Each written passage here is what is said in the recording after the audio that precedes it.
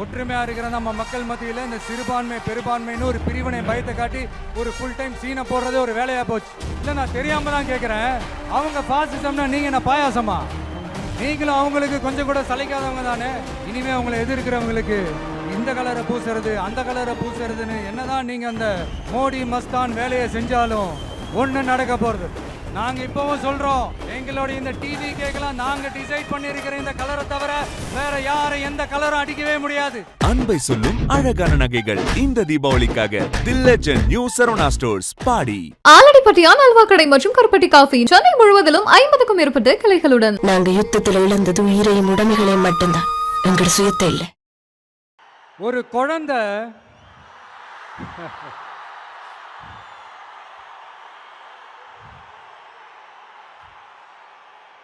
குழந்தை முதல் அம்மான்னு சொல்றப்போ அந்த அம்மாவுக்கு ஒரு சிலிர்ப்பு ஒன்று வரும் பாருங்க.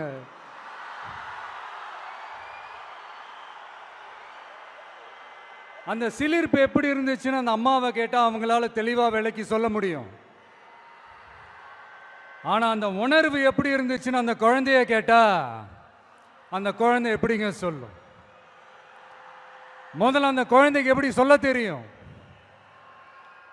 குழந்தைகிட்ட எதை கேட்டாலும் பால் வாசம் மாறாத வாயோட மடலை தவழ வெள்ளந்தியா சிரிக்க மட்டும்தானே தெரியும்.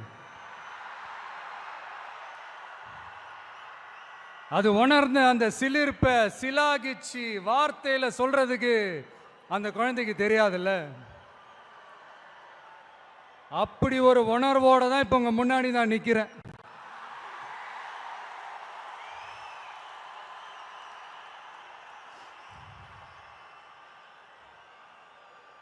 ஆனா அதே நேரத்தில் அம்மா கிட்ட கூட தன்னோட உணர்வை சொல்ல தெரியாம சிரிக்கிற அந்த குழந்தைக்கு முன்னால ஒரு பாம்பு வந்து படம் எடுக்குதுன்னு வைங்களேன், என்ன நடக்கும்? யார் முன்னாடி அப்படி ஒரு பாம்பு வந்து நின்னாலும் அலர் அடிச்சுட்டு ஓடுவாங்க. பாம்பை கண்டா படையை நடுக்கும்னு ஒரு பழமொழியே இருக்கு. ஆனா அந்த குழந்தை என்ன செய்யும் தெரியுமா? தன்னோட அம்மாவை பார்த்து சிரிச்சு அதே சிரிப்போட கொஞ்சம் கூட அலட்டிக்காம அந்த பாம்பையும் சிரிச்சுக்கிட்டே தன்னோட கையில பிடிச்சி விளையாட ஆரம்பிக்கும்.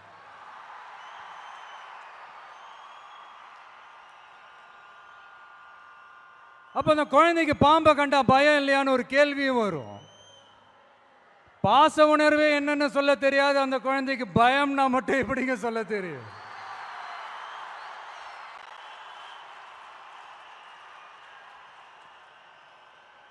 இங்க அந்த பாம்பு தான் அரசியல்.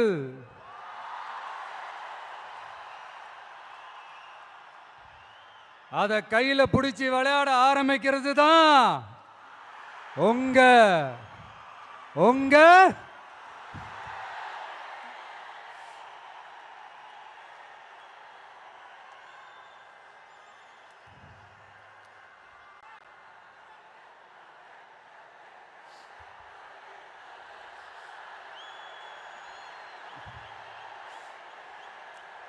அரசியலுக்கு நாம குழந்தை தான். இது அடுத்தவங்களோட கமெண்ட். ஆனா பாம்பா இருந்தாலும் பயம் இல்லைங்கிறது தான் இங்க நம்மளோட கான்பிடன்ஸ்.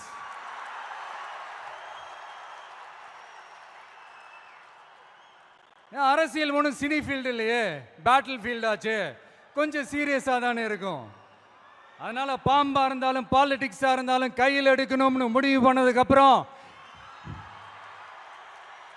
சீரியஸ்னஸோட கொஞ்சம் சிரிப்பையும் சேர்த்து கலந்து செயல்படுறது தான் நம்மளுடைய ஸ்டைலு, நம்மளுடைய ரூட். ஏன்னா அப்படி செயல்பாட்டில் இறங்கினாதான் இந்த ஃபீல்டில் எக்ஸிஸ்ட் ஆக முடியும், ஒரு எனர்ஜியோட இருக்கவும் முடியும், எதிராக நிற்கிறவங்கள டேக்கிள் பண்ணவும் முடியும். இந்த தாறுமாற ஆடுற ஆட்டெல்லாம் இது இல்லை, தத்துவத்தோட ஆட வேண்டிய ஆட்டம் அப்படி இப்படிலாம் சும்மா பேருக்கு சொல்லி கூச்சலும் போட முடியாது இல்லையா? கவனமாக தான் களமாடணும். ஆனால்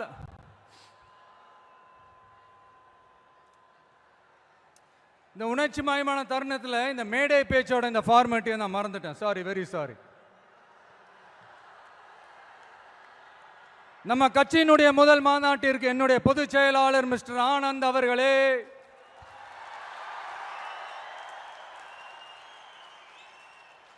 பொருளாளர் திரு வெங்கட்ராமன் அவர்களே, இணை கொள்கை பரப்பு செயலாளர் திருமதி தாகிரா அவர்களே, தலைமை நிலைய செயலாளர் திரு ராஜசேகர் அவர்களே. ஆமா, எதுக்குங்க இந்த அவர்களே அவர்களே இவர்களே எல்லாம்?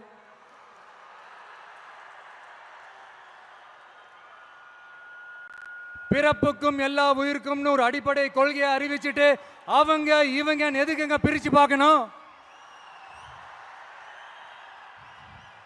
மேடையில் இருந்தாலும் சரி, மேடைக்கு முன்னாடி இருந்தாலும் சரி, இந்த நான் நீ நாங்க நீங்க அப்படின்றதெல்லாம் கிடையாது. நாம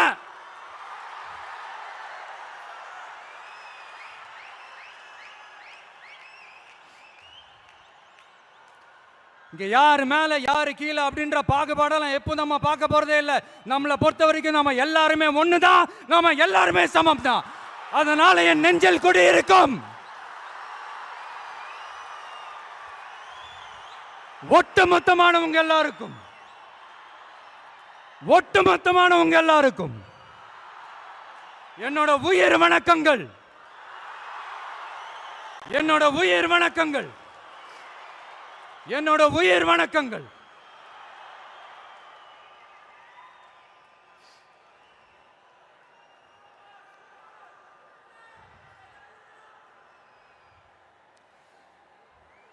இது வரைக்கும் ஆடியோ லான்ச் மேடையில் மீட் பண்ணோம். இப்போ ஒரு அதிரடி சேஞ்ச். இப்போ நம்ம மீட் பண்றது அரசியல் மேடையில், ஒரு பொலிட்டிக்கல் ஸ்டேஜில்.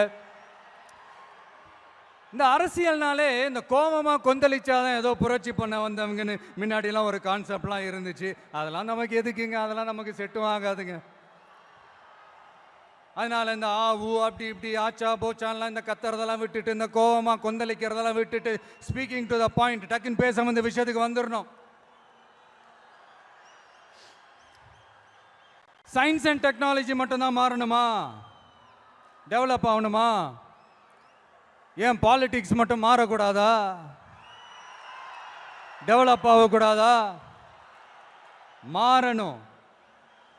இல்லைனா இந்த நியூ வே வேர்ல்டு மாத்திரும்.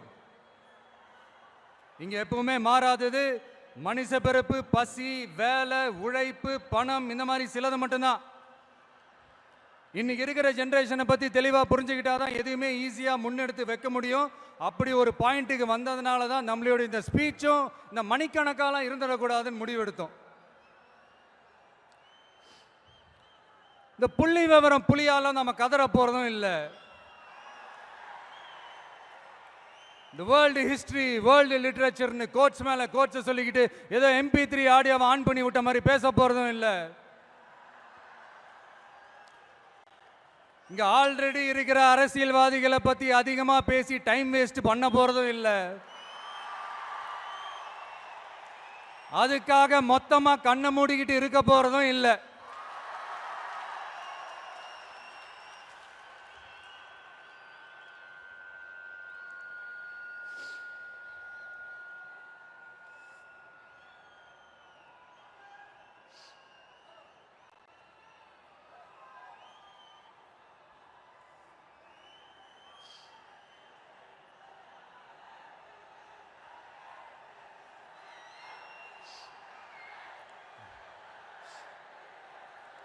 இப்போ என்ன தேவை, அது எப்படி தீர்த்து வைக்கிறது, இப்போ என்ன ப்ராப்ளம், அதுக்கு என்ன சொல்யூஷன், இப்படி யோசிச்சாலே போதுங்க.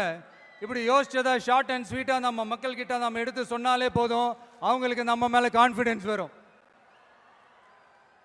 அதுவும் இல்லாமல் அரசியலை நம்பிக்கை தர்றது இந்த கொள்கை கோட்பாடுகள் தானே. அது யாருக்கிட்ட இருந்து எடுக்க போகிறோம், எப்படி அடாப்ட் பண்ண போகிறோம், எந்த ரூட்டில் அப்ளை பண்ண போகிறோங்கிறத மக்கள்கிட்ட நம்ம தெளிவாக சொல்ல வேண்டியது நம்மளோட கடமை இல்லையா?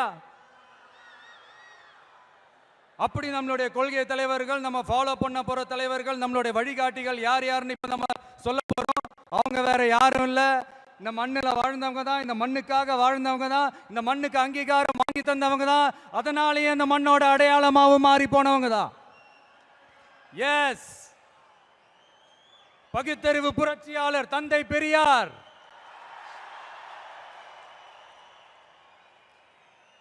என்னது பெரியார் உங்க கொள்கை தலைவரா அப்படின்ட்டு ஒரு கூட்டம் அவங்களா ஒரு முடிவுக்கு வந்துட்டு ஒரு கூச்சல் மேல கூச்சல் போட்டுக்கிட்டு ஒரு பெயிண்ட் டப்பாவை தூக்கிட்டு கிளம்பிடுவாங்க பாருங்க.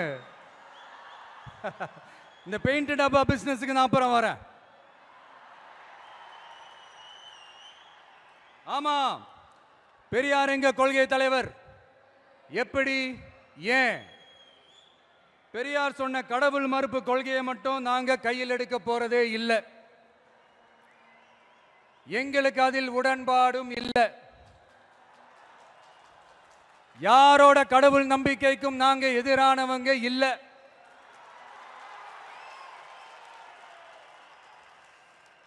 அரசியல் அண்ணன் தம்பி உறவை அறிமுகப்படுத்தின அறிஞர் அண்ணா சொன்ன மாதிரி ஒன்றே குலம் ஒருவனே தேவன்றது தான் எங்க நிலைப்பாடும்.